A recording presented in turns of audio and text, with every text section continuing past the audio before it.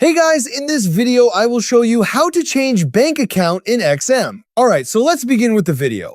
To update your bank account in XM, you'll typically need to submit a withdrawal request using your new bank account, or update your payment details through the XM member area if that option is available for your account.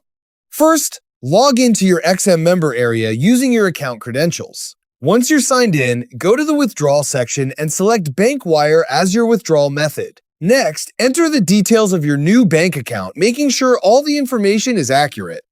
Depending on your account and XM's verification requirements, you may be asked to upload a recent bank statement or another document that confirms you're the owner of the new bank account. This verification helps protect your account and prevent unauthorized transactions. After you submit the required information, XM will review your request. Once the verification is complete and your new bank account is approved, you can use it for future withdrawals. And that's it. So that's basically how you can change bank account in XM. So that's all for this video. See you in the next one. Thanks.